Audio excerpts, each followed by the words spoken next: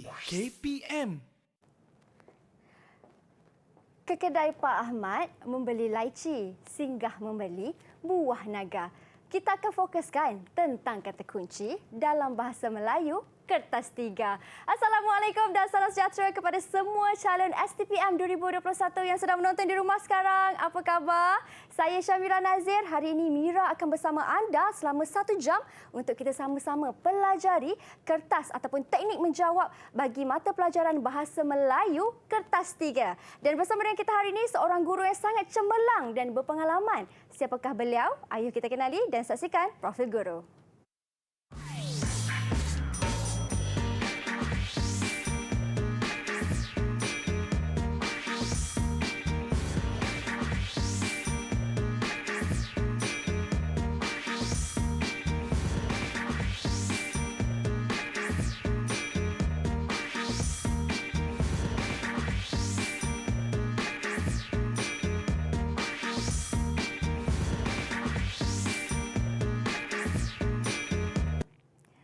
Wah, itulah cikgu kita untuk hari ini, Cikgu Saiful Hanif. Assalamualaikum, Cikgu. Salam, Mira. Apa khabar? Saya khabar baik, Cikgu. Teruja dapat berjumpa dengan seorang guru yang berpengalaman macam Cikgu hari ini. Cikgu, macam mana? Sihat, Cikgu? Sihat, Alhamdulillah. Alhamdulillah, Cikgu. Baik, bersama dengan kita hari ini, Cikgu Saiful Hanif atau lebih mesra disapa Cikgu Hanif. Baik, Cikgu. Hari ini Cikgu akan fokuskan teknik menjawab bahasa Melayu Kertas Tiga. Katanya ada kunci-kunci hari ini. Saya bawa kunci hari ini, Mira. Kenapa tu, Cikgu? Dengan ada kunci ni, saya yakin pelajar pasti membantu pelajar untuk menjawab Kertas Tiga bahagian B ni. InsyaAllah. InsyaAllah. Okay. Baiklah, Cikgu. Kalau macam tu kita pun tak nak lenggahkan masa lagi, Cikgu. Murid-murid ataupun pelajar STPM di rumah sekarang pastinya tak sabar nak tahu bagaimana cara untuk kita buka dengan menggunakan kunci itu kan, membuka jawapan bagi setiap persoalan. Jadi silakan, Cikgu Hanif. Baik, terima kasih, Mira. Sama-sama, Cikgu. Assalamualaikum warahmatullahi wabarakatuh dan salam sejahtera. Apa khabar pelajar di rumah? Cikgu doakan agar semua pelajar dalam keadaan yang sihat dan bersedia untuk mengikuti siaran pada hari ini. Betul, Mira? Ya, betul, Cikgu. Boleh saya mula, Mira? Silakan. Baiklah. Untuk para pelajar diharapkan bersedia dengan pensel ataupun kertas untuk mencatat apa yang saya cuba kongsikan kepada pelajar-pelajar. Semoga mendapat panduan bersama dan membantu dalam menjawab peperiksaan nanti. Baik, kita pergi yang pertama, maklumat peperiksaan. Okey, maklumat peperiksaan seperti yang pelajar sedia maklum, ya, kertas yang diambil dalam semester 3 iaitu kertas 3. Masa yang diperuntukkan dalam peperiksaan sebanyak 1 jam 30 minit sahaja. Yang mana pelajar perlu akur dengan masa yang diberi dan rancanglah masa dengan sebaik-baiknya. Markah yang diperuntukkan dalam kertas 3, 65 markah. Itu sebab pada hari ini, ya Mira, saya fokus kepada bahagian B. Bahagian B yang mana pecahan markah nanti saya akan nyatakan sebentar lagi. Wajaran untuk kertas ini sebanyak 22%. Yang mana tarikh peperiksaan tidak berapa lama lagi, dalam berapa minggu, dalam bulan Mei tahun ini. Diharapkan pelajar bersedia dan bersemangat, semangat membara, pantang menyerah, Mira. Okey, terusnya ini dari segi format kertas bahasa Melayu Kertas 3, ada 2 bahagian. Bahagian A dan bahagian B. Walaupun hari ini saya fokus kepada bahagian B, secara tidak langsung saya pergi sepintas lalu tentang bahagian A yang bawa markah 20 markah, iaitu soalan berbentuk objektif. Yang mana perhatian kepada pelajar-pelajar di rumah, cadangan yang cikgu cadangkan kepada pelajar untuk menjawab soalan bahagian A ialah selama 20 minit. Ya. Kalau dalam anggaran, 1 soalan 1 minit. Kalau boleh jangan lebih, sebab kita boleh fokus kepada bahagian soalan yang seterusnya iaitu bahagian B. Okay, sasaran, sekiranya pelajar masih lagi membuat ulang kaji, masih sempat lagi, pastikan pelajar betul sebanyak 15 markah daripada 20 soalan.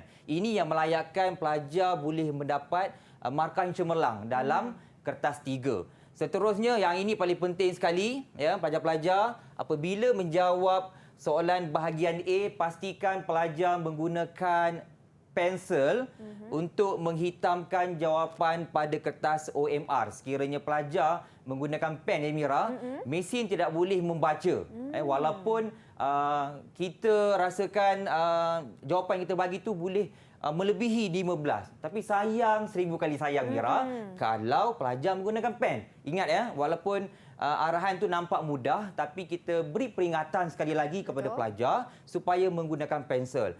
Dan untuk merancang masa supaya tidak melebihi 20 minit, saya cadangkan pelajar menggunakan kaedah singkir. Dan pelajar di rumah saya pasti ada cara yang tersendiri bagaimana untuk menjimatkan masa menjawab bahagian A. Kalau saya guna kaedah singkir ni, yang mana kalau satu soalan tu kita dapat kenal pasti soalan pilihan jawapan satu tu betul, ya. Kita lihat jawapan A, B, C, D, yang mana satu pilihan jawapan satu tu ada, yang ada kita tak perlu tolak, yang tak ada kita tolak. B, C, D kita buang terus siap-siap. Itu membantu dari segi masa. Baik, hari ini kita nak fokus kepada bahagian B, markah sebanyak 45 markah. 45 markah, soalan berbentuk struktur dalam bilangan 11 hingga 13 soalan. Okey, ini perhatian cadangan cikgu supaya pelajar boleh menguruskan masa dengan baik untuk menjawab bahagian B, iaitu 1 jam. Okey, 1 jam. Okey, sasaran untuk mendapat markah yang cemerlang untuk bahagian B, cikgu cadangkan seboleh-bolehnya pelajar boleh menjawab dan mendapat markah 30 markah dan ke atas. Okey. Dan yang ketiga, paling penting untuk menjawab bahagian B ialah fahami kata kunci dan arahan. Ini paling penting. Ya. Saya seperti yang kita tidak maklum, pelajar mungkin sudah bersedia untuk menjawab, ya. Konten pun sudah menguasai, tapi kalau tidak akur ataupun tidak faham dengan kehendak soalan, maka markah akan berkurang di situ. Kita nak di sini pada hari ini pelajar boleh fokus dan faham kehendak soalan yang seperti Mira sebut tadi, yang saya akan bawakan kunci. Pada hari ini supaya pelajar boleh menjawab kertas 3 ini dengan baik. Baik, 10 minit lagi, berbaki 10 minit. Ini diberikan untuk pelajar membuat semakan sama ada bahagian B ataupun bahagian A yang kita tinggalkan tadi. Okey, baik, seterusnya kita pergi kepada topik semester 3. Ya, pelajar seperti yang sedia maklum, ada 6 topik. Okey, pelajar di rumah boleh angkat jari. Ada 6 jari. Yang pertama bab wacana, yang kedua bab retorik, dan yang ketiga bab variasi bahasa, dan yang keempat laras bahasa, yang kelima semantik, dan yang keenam pragmatik. Okey, di sini setiap bab ni pelajar perlu kuasai konsep, ciri, jenis dan contoh. Wow. Okay, Mira, maksudnya setiap satu ni ada konsep yang tersendiri, cikgu. Ya. Tapi macam mana pelajar nak ingat, cikgu, konsep-konsep tu? Okey, di sini saya bawakan membantu kepada pelajar bagaimana nak membezakan setiap konsep, setiap bab ini. Saya bawakan formula lebih guna beza gaya mak-mak. Wow. Itu sebab saya kata angkat 6 jari tadi. Lebih guna beza gaya mak-mak. Okey, lebih di sini bermaksud lebih mewakili konsep wacana, iaitu unit bahasa melebihi batas ayat. Okey. Yang kedua, guna bermaksud yang mewakili konsep retorik, iaitu seni penggunaan bahasa yang berkesan. Okey, yang ketiga, beza, jari yang ketiga, beza bermaksud menerangkan konsep variasi bahasa, iaitu perbezaan bentuk bahasa. Dan yang keempat, gaya penggunaan bahasa. Ya, konsep tentang laras bahasa. Dan yang kelima, makna yang pertama, unsur yang pertama, iaitu menerangkan konsep semantik, makna leksikal, iaitu makna sesuatu perkataan. Dan yang keenam, makna konteks, iaitu merujuk kepada kajian tentang makna berdasarkan konteks budaya masyarakat. Okey, sini Mira dapat beza tak? Ya, beza setiap bab. Lebih guna beza gaya mak-mak. Ya, sebab apa? Konsep ni sangat penting, menjadi latar belakang ataupun menjadi tunjang untuk menjawab soalan yang akan keluar. Konsep paling penting untuk kertas 3 ini. Baik. Kita pergi kepada analisis soalan daripada 2015 sehingga 2020. Kita lihat di sini ada 6 bab. Setiap bab sekurang-kurangnya satu soalan akan keluar. Kita lihat di sini. Okey, bab 5 dan bab 6 ni dia punya nisbah kekerapan soalan kalau kita lihat banyak di sini. Sebab bab 5 dan bab 6 dia punya subtopiknya agak banyak sedikit. Ya. Okey, di sini bermakna tidak rugi jika pelajar menguasai kesemua bab tadi tu. Baik, ini yang saya nak bawakan pada hari ini, kunci 6 kata kunci yang perlu pelajar kuasai untuk bahagian B. Ya, yang pertama, bina wacana atau sambung ataupun bina ayat, kemukakan idea. Kata kunci yang kedua, adakah petikan di atas ataupun mengapakah wacana di atas? Dan kata kunci yang ketiga, apakah istilah ataupun berikan definisi ataupun berikan maksud. Kata kunci yang keempat, berikan ciri ataupun berikan aspek, berikan jenis, berikan bentuk. Ya. Kata kunci yang kelima, berikan perbezaan dan persamaan. Dan yang keenam, susun semula, kelompokkan perkataan, tukar dialog. Ini yang kata kunci yang saya akan kupas satu demi satu pada hari ini. Wow, ini yang buatkan saya semakin tak sabar nak tahu, cikgu. Bukan saya saja tetapi pelajar STPM yang sedang menonton sekarang pastinya teruja nak tahu macam mana nak mengupas satu persatu kata kunci itu. Bersama dengan Cikgu Hanif sebentar nanti. Kita berhenti berehat terlebih dahulu, cikgu. Kita kembali selepas ini. Anda di rumah jangan ke mana-mana. Didik TV KPM.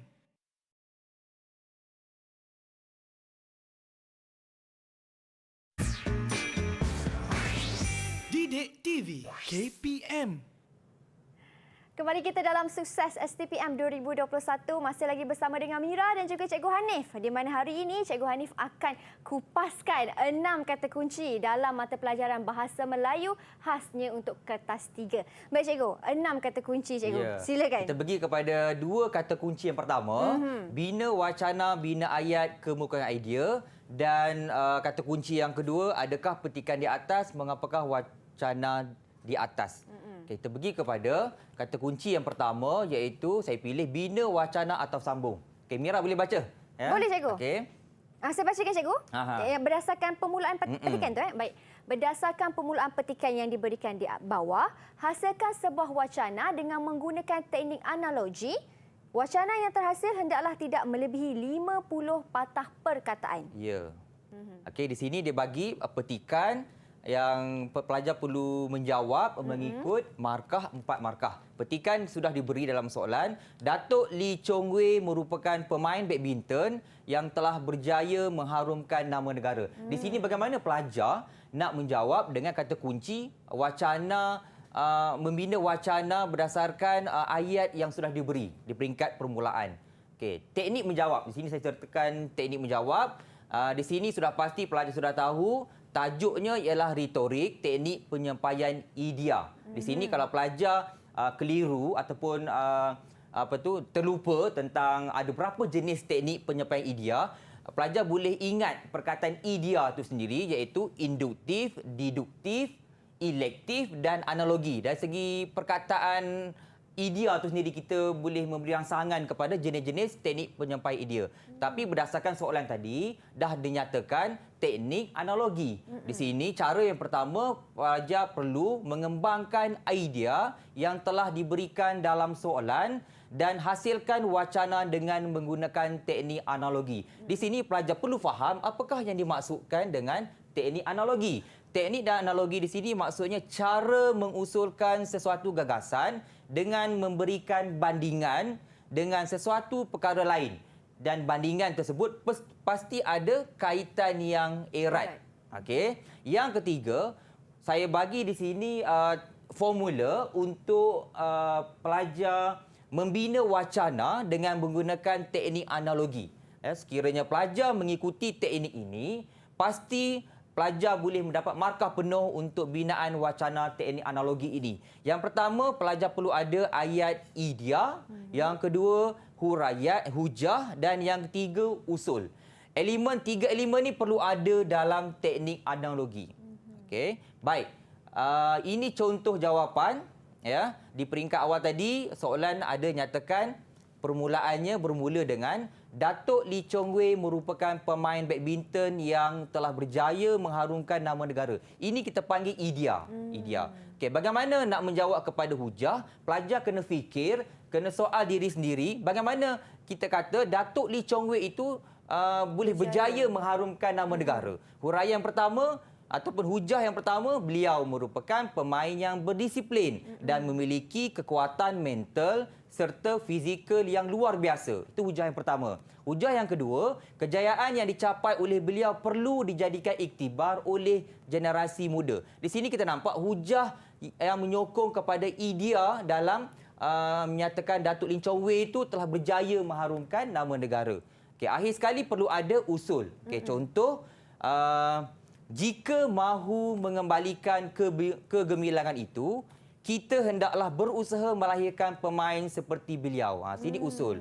Usul ni biasanya selepas saja hujah kita letakkan usul yang mana di sini keseluruhan wacana kita nampak wacana yang menyampaikan menggunakan teknik analogi. Baik. Ya. Baik. Pastikan bilangan patah perkataan tak lebih ya, Mira, ya 50 cikgu. patah perkataan. Kalau terlebih macam mana, cikgu? Kalau terlebih bermakna kita tidak baca ayat yang seterusnya. Kurang sedikit tak apa, jangan kurang banyak. Kalau kurang banyak nanti kita pasti wacana itu tidak lengkap, tidak utuh. Baik. Ya. Baik, kita pergi kepada kata kunci yang pertama juga dengan kata kunci binaan ayat. Ini soalan yang kedua dalam kata kunci yang pertama, iaitu bina dua ayat bagi setiap perkataan yang diberikan di bawah ini untuk menunjukkan perubahan maknanya. Markah yang diperuntukkan sebanyak 4 markah. Di sini, apa yang pelajar perlu buat? Bagaimana nak menjawab soalan ini, Mira? Okey, di sini pelajar pasti tahu berdasarkan soalan tadi, berdasarkan soalan tadi perubahan makna. Pastinya pelajar mengetahui tajuknya berkaitan dengan bab semantik, iaitu subtopik perubahan makna. Okey, ini contoh soalan cikgu ambil daripada tahun 2019. Okey, bagaimana nak menjawab soalan ini? Fokus yang pelajar perlu tahu ialah bina dua ayat bagi setiap perkataan, yang mana satu ayat yang membawa makna asal, satu lagi ayat untuk membawa makna baharu. Di situ ya. Okey, di sini soalan tadi berkaitan dengan perubahan makna. Perubahan makna ada dua, iaitu perluasan makna dan penyempitan. Okey, disebabkan tadi soalan berbentuk perubahan makna jenis perluasan makna, pelajar kena kuasai maksud perluasan makna, iaitu perkataan yang membawa makna tertentu kemudian diluaskan kepada makna lain. Okey, contoh jawapan ya, kita lihat di sini. Sebelum kita lihat contoh jawapan, ini amaran. Amaran ataupun peringatan kepada pelajar sekiranya menjawab sebegini. Tengok awas pertama. Awas tu. Tidak menepati kehendak soalan, yang mana pelajar ni bina satu saja ayat untuk setiap perkataan.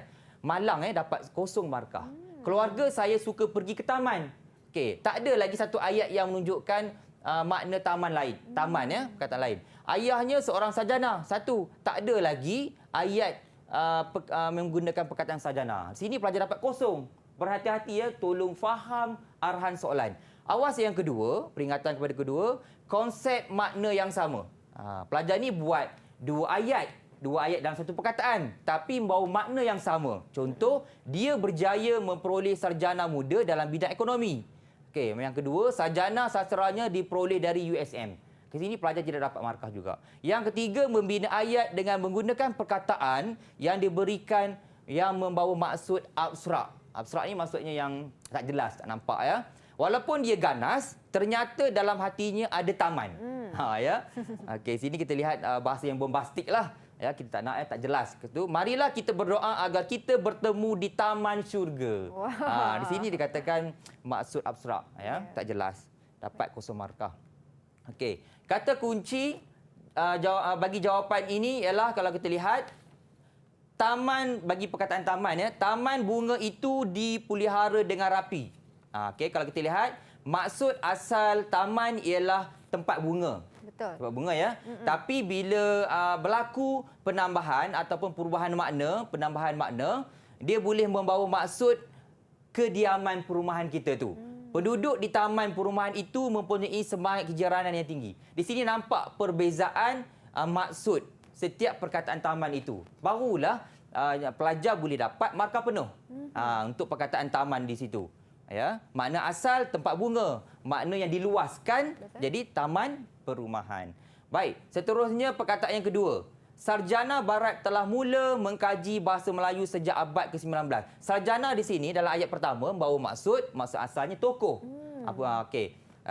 Contoh ayat di kedua, beliau memperoleh ijazah sarjana dalam bidang muzik dari UPM. Di sini perkataan sarjana dalam ayat yang kedua membawa maksud tahap ataupun peringkat pengajian kita. Nampak ada perubahan makna di sini. Baik. Nampak ya? Baik.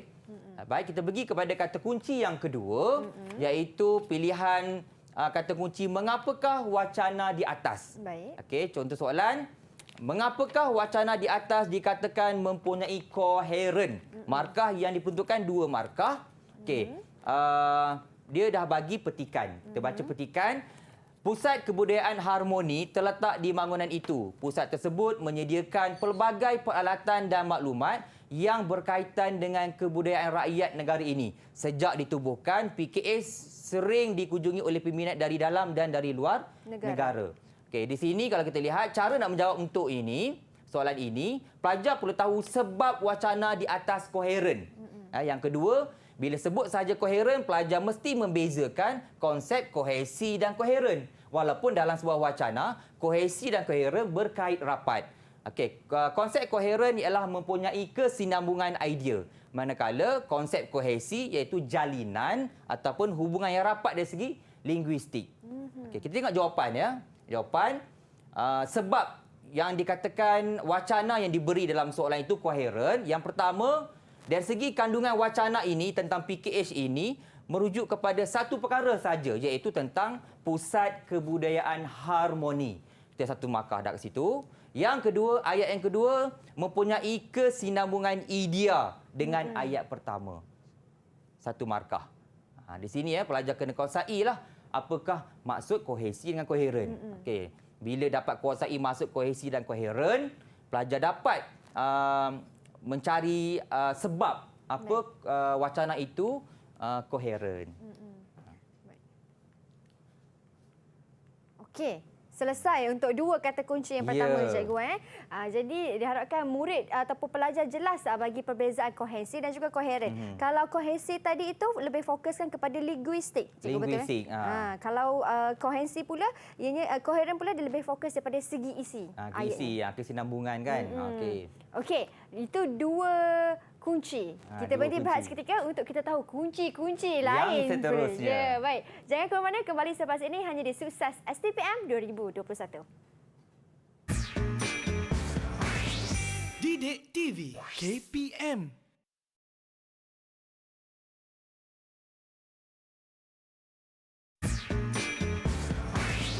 Didik TV KPM. Kembali kita dalam Sukses STPM 2021. Di segmen kali ini, Cikgu Hanif akan fokuskan pula kata kunci yang ketiga dan juga kata kunci yang keempat. Silakan, Cikgu. Baik, Amira.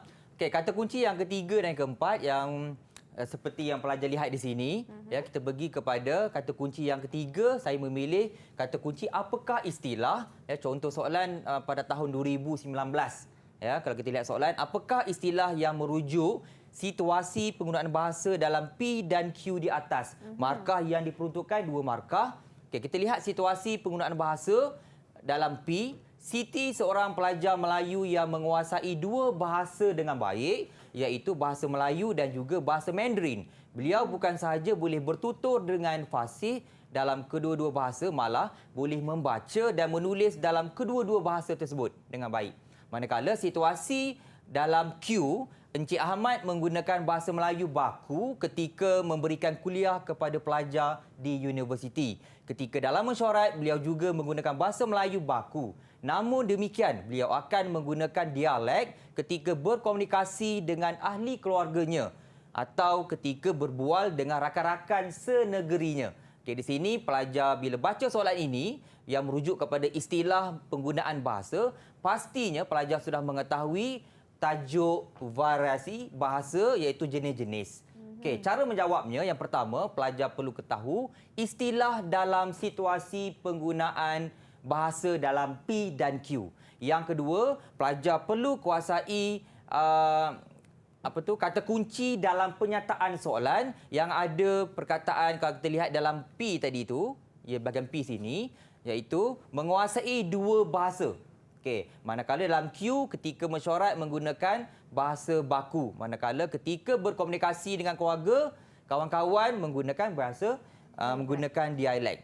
Okey, kat sini yang ketiga pelajar perlu tahu dan ingat kembali dan mengenal pasti istilah-istilah yang ada dalam variasi bahasa. Ya Mira, kalau tajuk variasi bahasa ni kita ada banyak bahasa kat sini. Bahasa kolokvial, bahasa pasar, bahasa istana.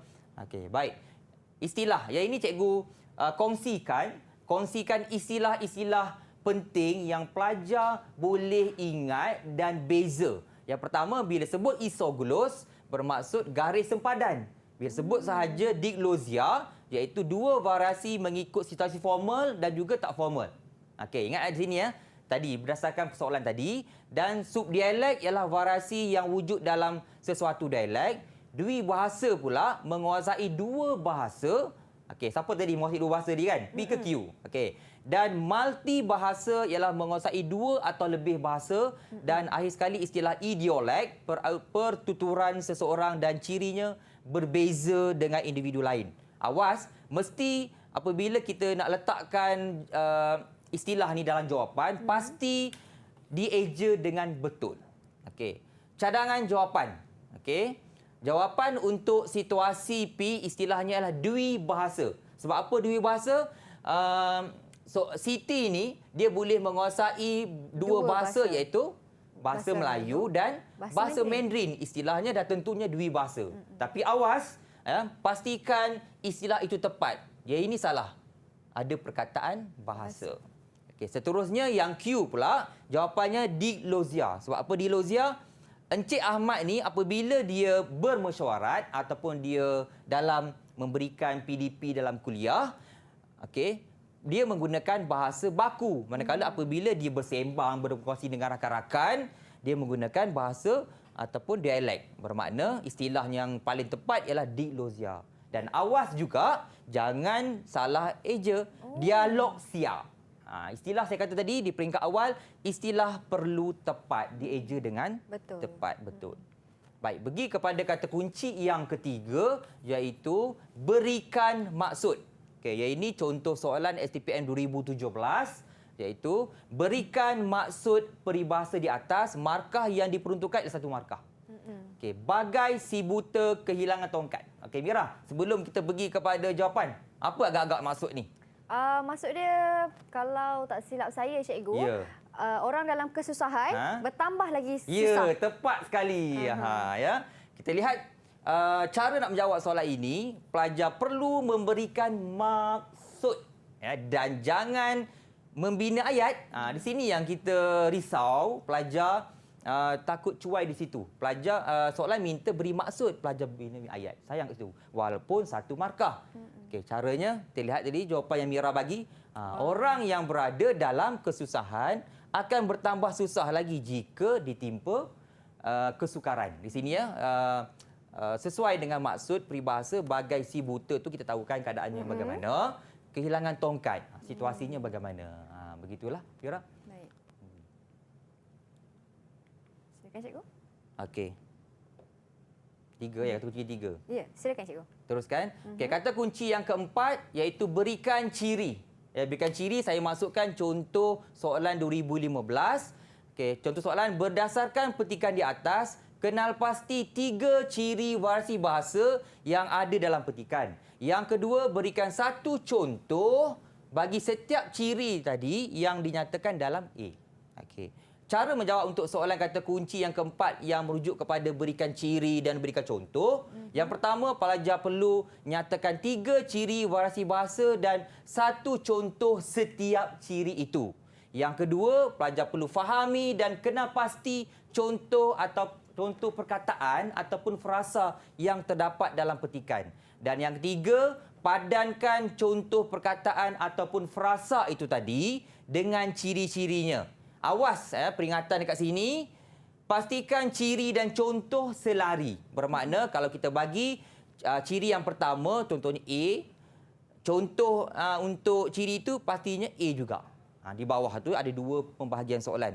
Jangan beri jawapan dalam bentuk yang bertukar ganti ketika menyenaraikan jawapan. Okey. Baik. Ini contoh jawapan untuk 3 ciri. Soalan tadi dia beri petikan, pelajar perlu tahu apa dia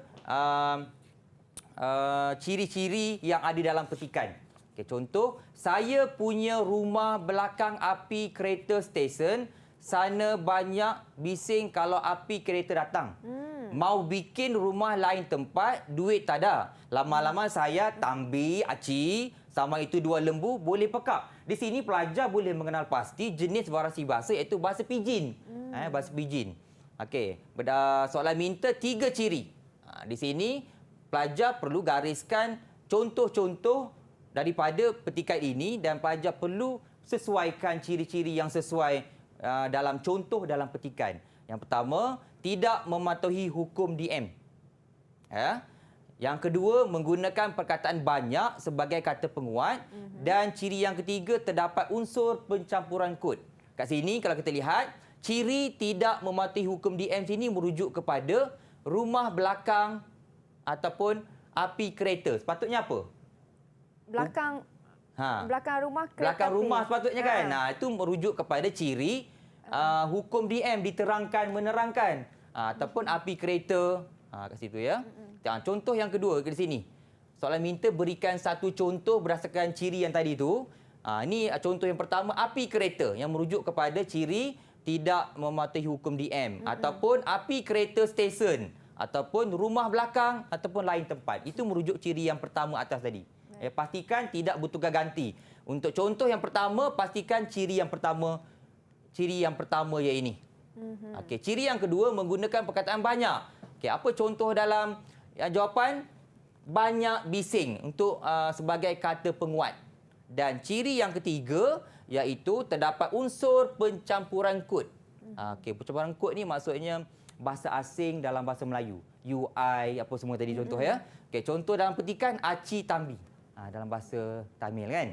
Okey, sini pelajar layak mendapat markah penuh, 3 markah untuk contoh, 3 markah lagi untuk ciri variasi bahasa.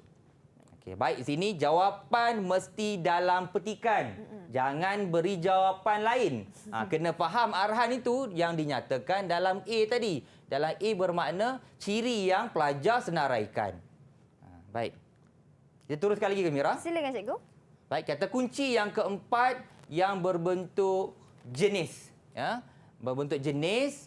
Okey, contoh soalan, selaku pengacara sesuatu majlis, sediakan kata panggilan yang lengkap bagi ketiga-tiga individu yang dinyatakan dalam soalan. Markah yang diperuntukkan 3 markah. Okey, kita tengok sini ada 3 individu kan? Betul. Arsyad tu anak Raja Zakaria yang dipetua Dewan Undangan Negeri X. Manakala individu yang kedua, Dr. Zainal bin Saleh tu yang dipetua PIBG SMK Wawasan yang berpangkat profesor. Dan yang ketiga, Haliza binti Norman. Haliza binti Norman iaitu isteri Datuk Syukur, pengetua SMK Wawasan. Bagaimana nak menjawab soalan ini? Pelajar perlu sediakan kata panggilan yang lengkap bagi ketiga-tiga individu itu. Yang kedua, kena kenal pasti gelaran dan jawatan untuk setiap individu tu. Pastikan panggilan hormat tu mesti tepat. Okey, dan cara jawapan, gaya penulisan mesti dimulakan dengan panggilan hormat, diikuti dengan gelaran. Di sini saya bagi formula, panggilan hormat tambah gelaran. Gelaran tu pelajar boleh lihat berdasarkan soalan sama ada kita menggunakan formula Kiau. K merujuk kepada keluarga ataupun kurniaan, I merujuk kepada ikhtisas, A merujuk kepada agama, W menunjukkan gelaran warisan. Baik, di sini contoh jawapan. Ya. Jawapan yang pertama, kalau kita lihat, panggilan hormat yang berhormat. Yang warna biru tu, yang berhormat merujukkan jawatan yang dipetua. Arsyad tu seorang yang dipetua Dewan Undangan Negeri. Mulia merah ni sebab dia gelarannya Anak Raja. Bin Raja Zakaria yang dipetua Dewan Undangan Negeri. Begini cara jawapan, persembahkan jawapan. Baik. Yang kedua, yang berbahagia, panggilan hormat ni. Dr. Zainal ni? Mana? Jawatannya Yang sebagai yang dipertua. dipertua PIBG SMK Wawasan. Lepas tu doktor sini. Dia sebagai gelaran ikhtisas, ya, yang telah melalui proses gelaran ikhtisas akademik. Dan jawapan yang ketiga yang berusaha yang ini, individu Haliza ni ialah dia sebagai pengetua SMK Wawasan. Datin ni sebab dia Isteri merupakan Datuk. isteri Datuk. Begini cara persembahan jawapan untuk mendapat markah, 3 markah. Jika pelajar dapat macam ini, insya-Allah saya yakin dapat menjawab dengan baik. Yep. Dan sedikit nota pentingnya di situ cikgu, ditulis penuh bukan sikatan. Awas, ditulis penuh bukan sikatan. Bermakna apabila kita menulis panggilan hormat, kita tulis yang berhormat. Jangan YB saja. Kita tulis penuh, biar lengkap. Soalan pun kata apa tadi? Panggilan yang lengkap. Yang lengkap. Kena akur dan faham kena soalan. Baik. Okey cikgu. Selesai untuk kata kunci yang ketiga dan keempat. Yang keempat. Baik, kita berhenti berehat seketika cikgu. Selepas ini cikgu akan apa orang kata kupaskan lagi kata kunci seterusnya. Jadi kepada semua pelajar STPM yang berada di rumah, jangan ke mana-mana, kita kembali selepas ini. Didik TV KPM.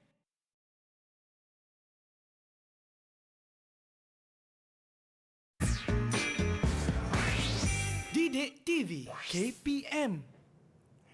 Kembali kita dalam Sukses STPM 2021. Masih lagi bersama dengan saya, Syamira dan juga Cikgu Hanif. Di segmen kali ini, Cikgu akan rungkaikan pula lagi 2 kata kunci yang terakhir, iaitu kata kunci yang kelima dan kata kunci yang keenam. Silakan Cikgu. Baik, terima kasih Mira. Okey, kita sambung kepada kata kunci yang kelima dan yang keenam, kata kunci yang terakhir, iaitu berikan perbezaan ataupun persamaan dan perbezaan. Dan kata kunci yang keenam, susun semula, kelompokkan perkataan dan tukarkan dialog. Di sini saya ambil contoh kata kunci yang kelima, iaitu perbezaan. Nyatakan 2 ciri perbezaan laras undang-undang dan juga laras ekonomi. Soalan berbentuk kata kunci perbezaan yang bawa markah 4 markah. Bagaimana untuk menjawab soalan kata kunci perbezaan? Di sini pelajar sudah tahu apabila soalan tanya tentang laras undang-undang, bermakna di bawah tajuk jenis laras, iaitu laras undang-undang dan ekonomi. Caranya, gariskan kata kunci perbezaan dalam soalan supaya pelajar jelas untuk menjawabnya nanti. Dan yang kedua, jawapan perbezaan mesti aspek yang sama, iaitu kalau perbezaan yang pertama tentang aspek ayat, pastikan kedua-dua bahagian tu berkisahkan tentang ayat.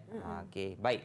Kita pergi kepada teknik menjawab untuk soalan tadi. Awas, peringatan kepada pelajar, jangan jawapan berikut tidak diterima. Yang pertama, mengemukakan aspek perbezaan yang tidak setara antara kedua-dua jenis laras undang-undang dan laras ekonomi. Contohnya di sini yang dapat kosong markah. Kosong markah.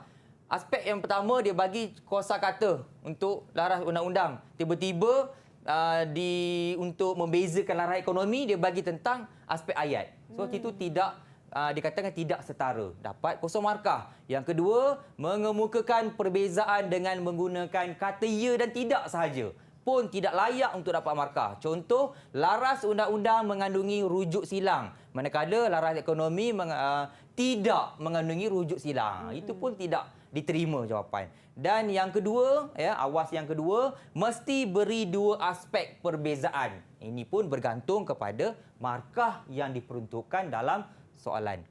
Baik, ini contoh jawapan untuk kata kunci berikan perbezaan. Okey, maklumat mengandungi rujuk silang.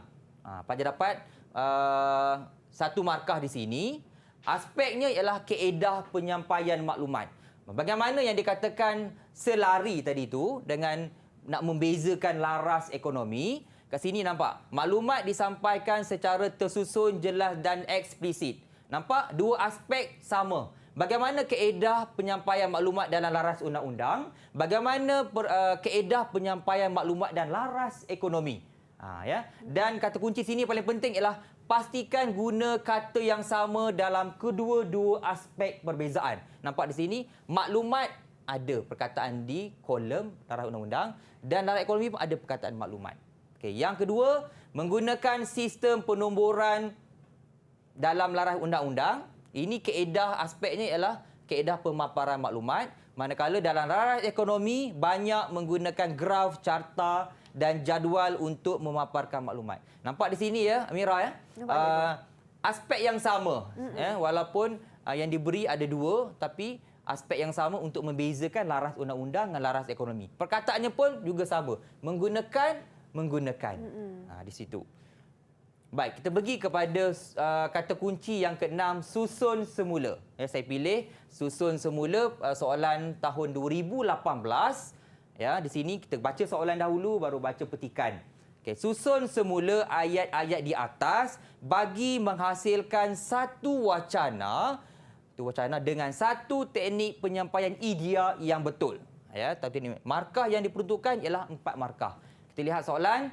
Ayat 1. MPOB sentiasa berusaha untuk menangani isu-isu pengeluaran minyak sawit, terutamanya isu kemapanan yang sering dibangkitkan pada peringkat antarabangsa. Ayat yang kedua, Malaysia nampaknya bersiap sedia untuk menjadi pengeluar terbesar minyak sawit berkualiti tinggi di dunia menjelang tahun 2020. Ayat ketiga, Ketua Pengarah Lembaga Minyak Sawit MPOB berkata, MPOB berusaha untuk meneruskan penyelidikan dan pembangunan R&D dan lebih inovatif pada masa hadapan. Dan ayat yang keempat dalam petikan ini, MPOB akan menjalankan pelbagai langkah strategik bagi meningkatkan produktiviti dan menambah baik amalan pengeluaran produk tambahan nilai.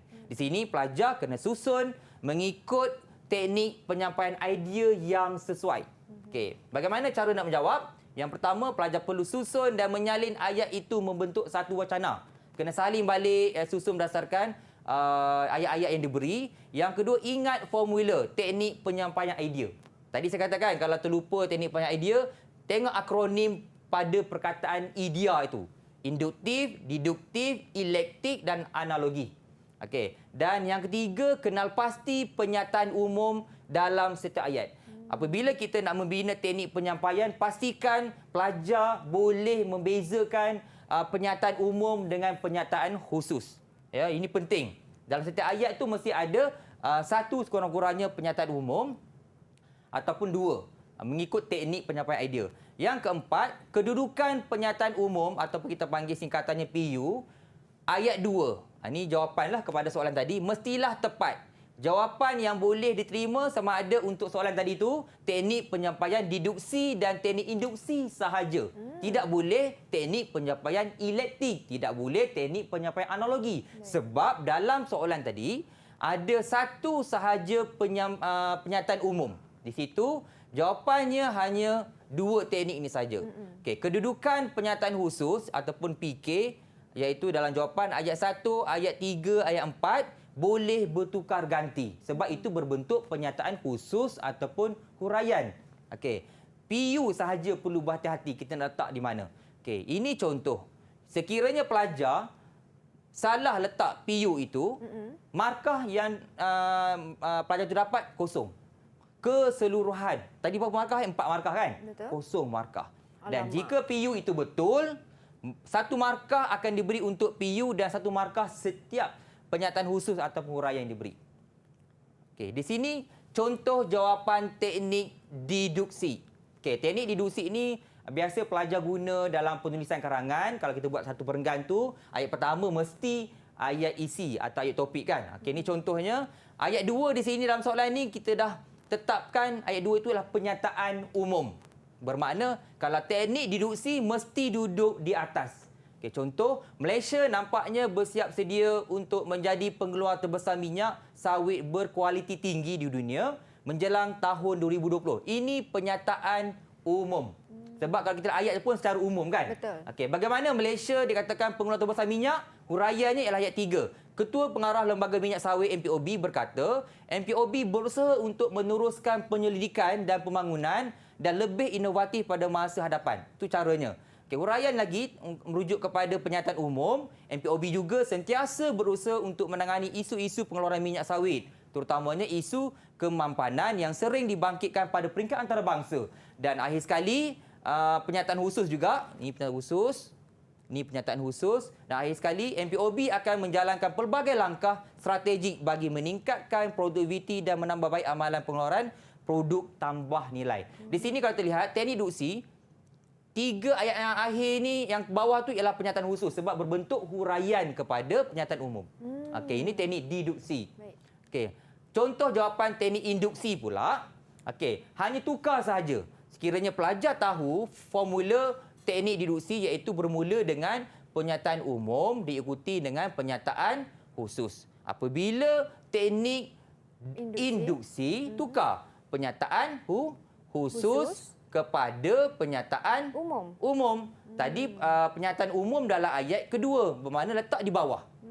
Di bawah. So huraiannya letak di atas yang mana ayat 4, ayat 3, ayat 1. Ataupun kita nak letak ayat 3 di atas ke ayat 4 di ayat yang ketiga pun boleh. Asalkan sebab dia merupakan pernyataan khusus di situ. Okey.